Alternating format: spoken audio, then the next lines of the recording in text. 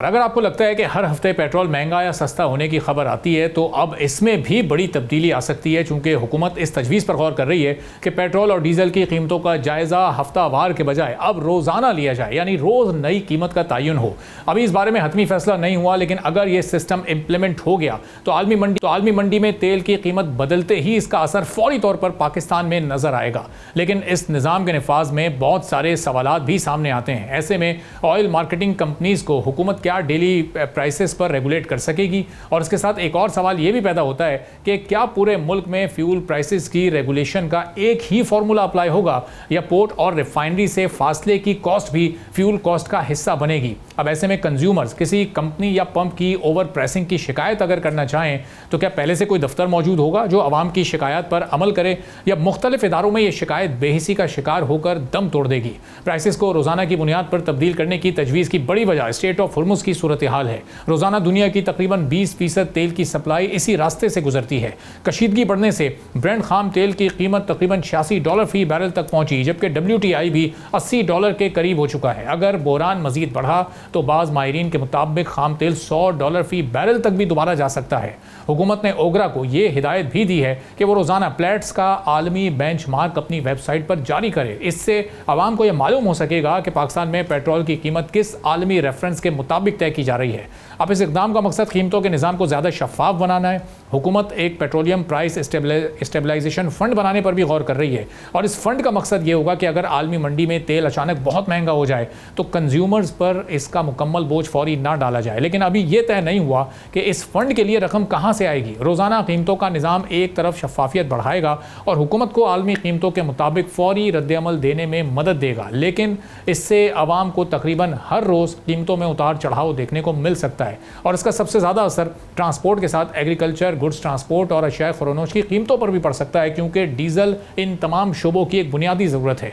अब एक और मसला यह है कि रोज़ाना के तब्दील होते फ्यूल प्राइसेस पर एक गुड्स ट्रांसपोर्टर अपने किराए का असेसमेंट है वो लगाने में मुकम्मल तौर पर बेबस हो जाएगा, क्योंकि बाज़ मरतबा सामान की तरसील में 2 से 3 दिन का सफ़र करना पड़ता है और ऐसे में किराए को तय करना और मुनाफा कमाना एक मुश्किल मरहला बन जाता है। हुकूमत रिफाइनरी पॉलिसी में भी बड़ी तब्दीलियाँ ला रही है ताकि मुल्क में डीजल की लोकल पैदावार बढ़े और इंपोर्टेड फ्यूल पर इन्हिसार कम हो सके। साथ ही तेल की सप्लाई चेन को डिजिटल बनाने की मनसूबाबंदी भी की जा रही है ताकि कीमतों और सप्लाई के निज़ाम को भी मज़ीद मौसर बनाया जा सके।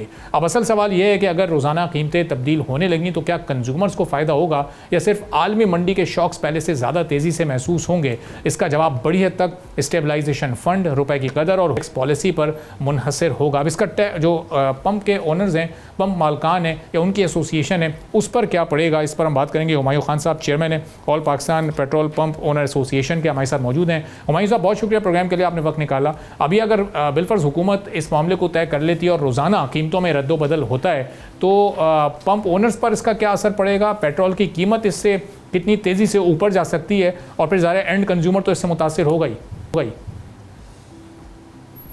सर, इससे पहले ये 15 दिन था, इससे पहले जो है ना ये 1 महीने का था।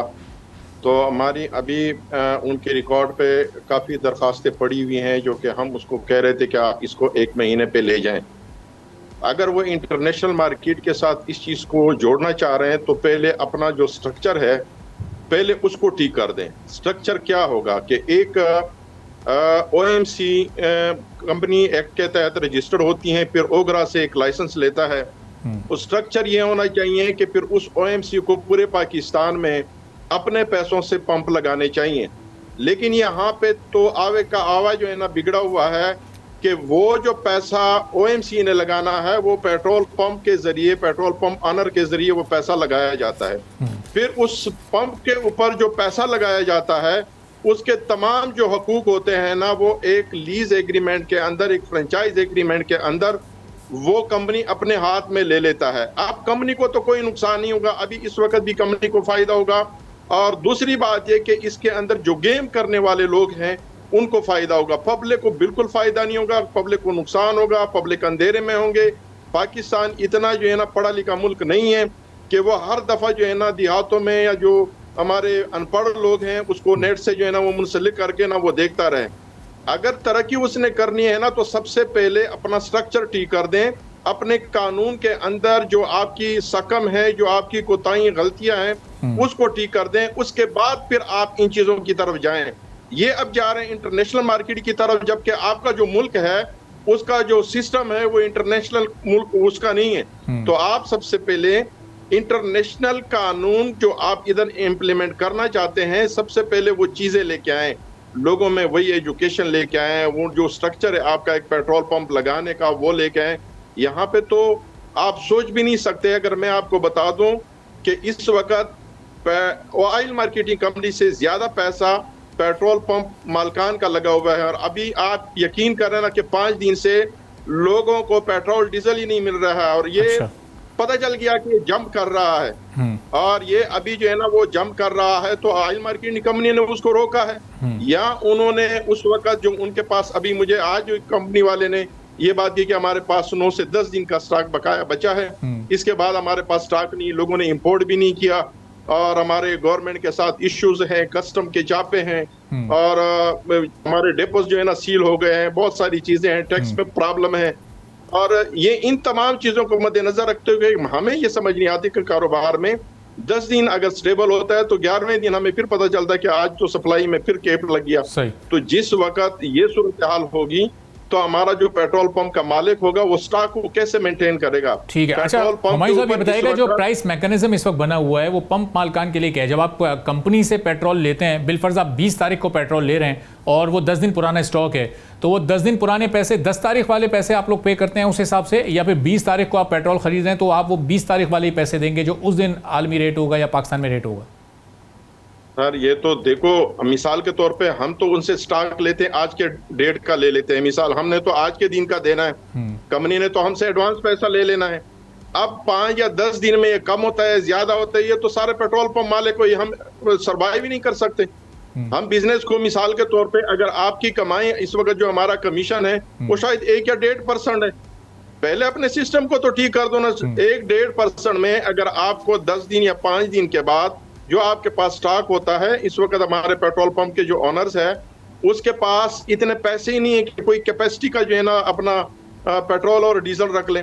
तो मुझे आप ये बताएं कि उसने जो परचेज किया है और 10 दिन में ये 100 रुपए कम हो गया ना, तो उसके पास तो पैसे ही नहीं बचेगा। वो लेकिन तो हुमायूं साहब को याद होगा 8 मार्च को जब पेट्रोल 55 रुपए एक साथ उसकी कीमत में इजाफा हुआ, तो इसका मतलब फिर वो अगले रोज़ से रात 12 बजे जब वो अप्लाई हुआ तो पंप मालकान ने उसमें फिर करोड़ों अरबों रुपए कमाए होंगे। फिर 2 हफ्ते गुजरे, 137 रुपए यकमुश्त इजाफा हुआ, वो चाहे एक दिन के लिए हुआ, बाद में 80 रुपए कम हो गए, तो उस 137 रुपए में भी लोगों ने लाखों करोड़ों एक दिन में कमा लिए होंगे। तो यहाँ तो मुनाफा भी भरपूर हो रहा है।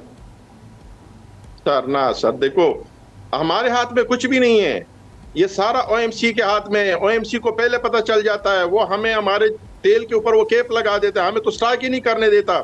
और फिर जिस वक्त रेट के बढ़ने का चांस होता है तो उस वक्त यहाँ पे हाई क्रिएट होती हैं, और वो जो लोग होते हैं वो फौरन पेट्रोल पंप की तरफ भागते हैं।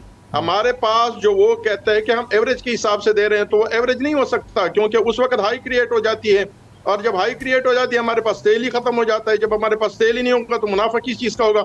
मुनाफा तो कंपनियों का है। आप इससे पहले देख ले कि ओएमसीज ने ये जो पिछली दफा रेट कम होना था, ओएमसीज ने उनको जोर दे दिया गवर्नमेंट को, तो वहां पे रेट ही कम नहीं हुआ। तो अभी इस वक्त जो सबसे बड़ी लॉबी है, जो माफिया है, वो ओएमसी है। वो तो पेट्रोल पंप डीलर को भी कहा रहे हैं, गवर्नमेंट को भी कहा रहे हैं, टैक्सेस को भी कहा रहे हैं, गेन को भी कहा रहे हैं, सब कुछ वो कहा रहे हैं। पेट्रोल पंप वाले के पास तो कुछ भी नहीं है। ये जो कॉन्सेप्ट है लोगों का कि पेट्रोल पंप वाले कमा रहे हैं, ये बिल्कुल गलत है। सब्सक्राइब करें और बेल दबाएं ताकि कोई खबर रह न जाए।